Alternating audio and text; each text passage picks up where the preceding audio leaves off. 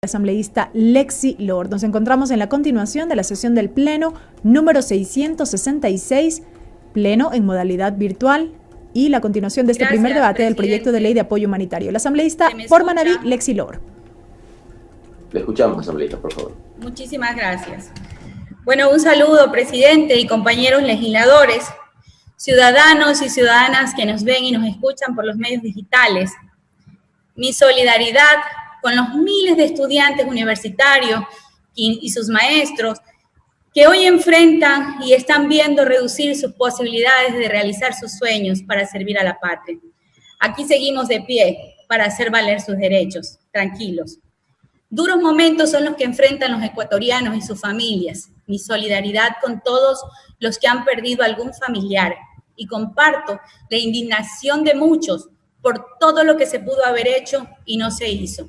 Estamos en crisis sanitaria, es cierto, pero ya estábamos en una curva de crisis económica que no la podían parar, que inútilmente el oficialismo la sigue llamando heredada, pues las cifras de informe del propio gobierno y de hasta organismos internacionales indicaban que existió una recuperación económica en el año 2017, eso no lo pueden ocultar, pero que se convirtió en decrecimiento en este periodo.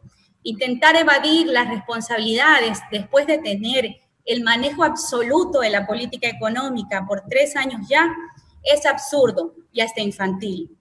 Según las cifras del Plan Anual de Inversión en el sector salud del Ecuador, la inversión en salud en el año 2017 fue de 306 millones de dólares. En el 2018 bajó un poco más a 201 millones de dólares y en el 2019 bajó aún más hasta 130 millones de dólares.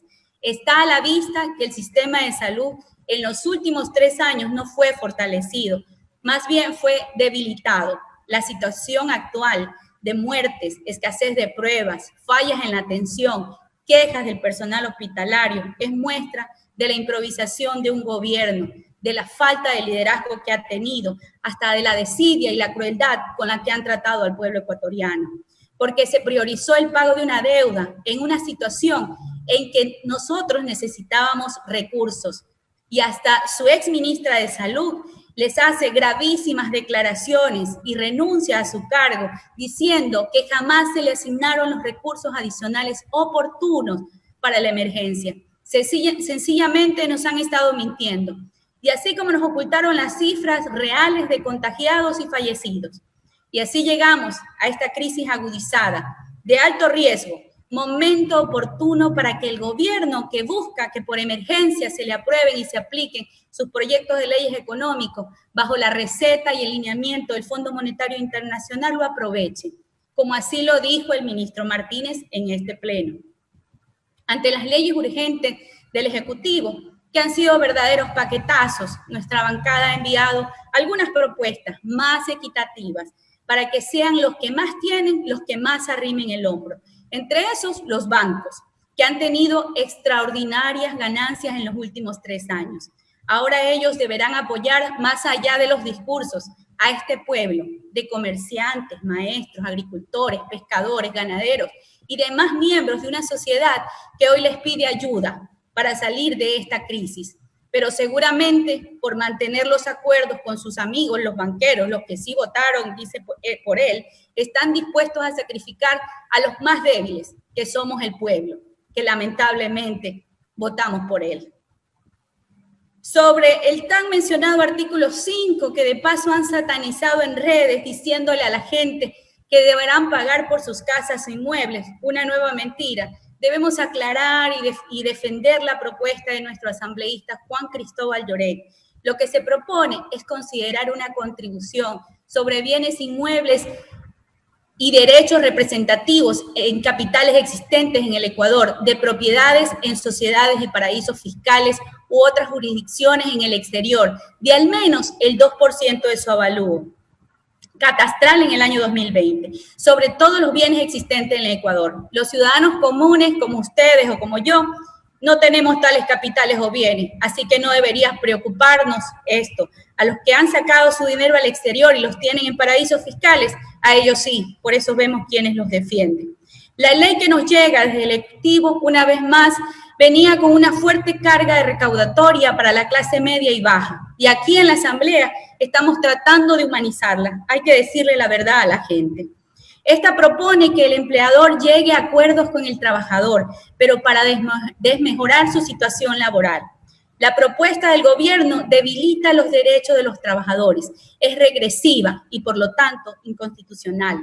El Estado y la ley deben defender siempre la estabilidad laboral, pues la disminución de la capacidad adquisitiva afectará al comercio y esto abonará a un círculo vicioso de recesión. Deberíamos saberlo. Consideramos que en el año 2020 el costo de la canasta básica se ubicó en $716, por lo que es recomendable que, como contrapropuesta nuestra, que la contribución voluntaria no la hagan personas que ganen menos de los $1.000 o $1.500 mensuales, y a partir de este monto que la contribución sea progresiva. Los aportes voluntarios de los negocios que no han tenido actividades comerciales deberían tener meses de gracia y empezar a pagar estos aportes en meses posteriores, en los que ya se vayan normalizando las actividades económicas. Los arriendos de los locales comerciales que sean contemplados también en esta ley, que no pueden hacer estos pagos ya que no han tenido actividades comerciales también. No hacerlo haría que esta ley violente el principio de progresividad, porque no es proporcional a la capacidad contributiva. Además, violenta el principio de la retroactividad y esto afecta a las pequeñas y medianas empresas que no han tenido actividad comercial ni ingresos durante esta cuarentena. Esperábamos soluciones reales y sensibles de parte del Ejecutivo, pero no ha sido el caso.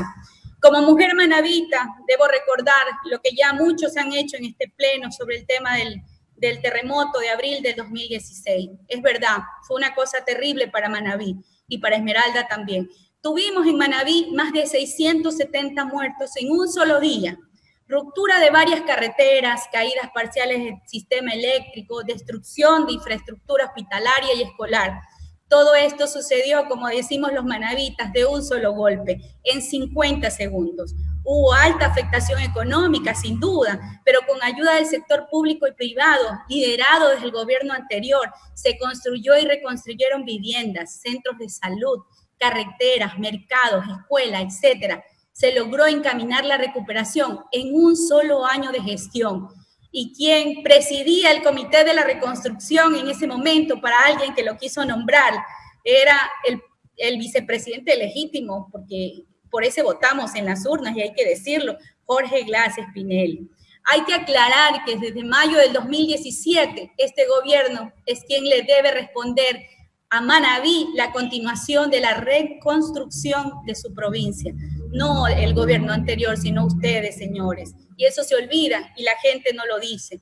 Manabí, que es la segunda provincia en cantidad de contagiados hasta el viernes 24 de abril, con 1.869 contagiados, y es la segunda en cantidad de fallecimientos, con 125 muertes hasta este domingo de mayo. La situación es muy alarmante y estas cifras oficiales son una parte de la realidad, como lo dijo el vocero del gobierno, y sin cifras reales, cómo se están tomando las decisiones.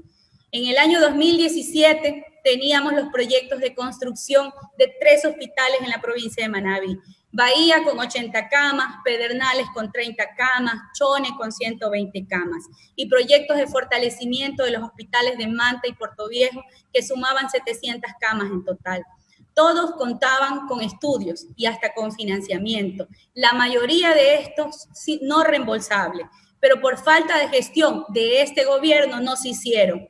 Ahora nos llega esta emergencia en el 2020 y ninguno de estos hospitales está terminado. ¿Cuánta falta nos hacen estas obras en el sistema de la salud de la provincia en este momento que vivimos? No tenemos cifras actualizadas del COE provincial y además existen incongruencias. Según datos del registro civil, desde hace una semana, indican que habrían unos 230 fallecidos probables por COVID entre Portoviejo, Manta y otros 4 cantones. Hospitales del IES ya se han dotado con contenedores refrigerados para cadáveres. Hospitales de Manta y Portoviejo han colapsado. Los médicos atienden sin insumos necesarios y hasta los cementerios podrían colapsar en la provincia de Manabí si no se toman cartas en el asunto. Hemos solicitado por escrito al ministro de Salud y al presidente que se atienda urgentemente a la provincia de Manabí y se asignen recursos suficientes, que se realicen las pruebas a todos los casos sospechosos y se envíen los insumos necesarios para el personal hospitalario. Además, he suscrito el pronunciamiento del Consejo Provincial de la provincia de Manabí que expresa el acuerdo de todos los GATS de la provincia ante la decisión de las autoridades nacionales de terminar la fase de aislamiento y apoyo la solicitud de información de la situación de la epidemia actualizada y la realización de todas las pruebas del COVID que sean necesarias. Si el gobierno y sus autoridades no actúan con urgencia, en Manabí se podría repetir lo que lamentablemente ha sucedido en la provincia del Guayas. Este proyecto de ley, mal llamado humanitaria del Ejecutivo, que plantea flexibilización laboral y además carga al pueblo de varios impuestos camuflados de contribuciones, debería responder solamente una interrogante importante para nosotros. ¿Por qué tiene que asumir el pueblo los errores del mal manejo económico del gobierno? En esta crisis el pueblo no soporta más que se le vuelva a meter la mano al bolsillo. Lo hemos dicho muchas veces. Siempre han existido alternativas viables y por eso hemos sido críticos, los únicos críticos en esta asambleísta, por favor. Gracias, presidente. De este gobierno durante estos 3 años ha sido la bancada de la Revolución Ciudadana, porque sabíamos que nos conducirían a este escenario de crisis, ahora agudizada por esta pandemia. Por decir la verdad, nos han llamado desestabilizadores. Varios de mis compañeros han sido puestos presos o perseguidos.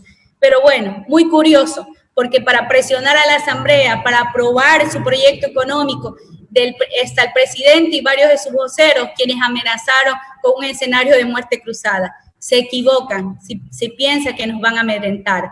No nos eligieron para callar y no lo vamos a hacer.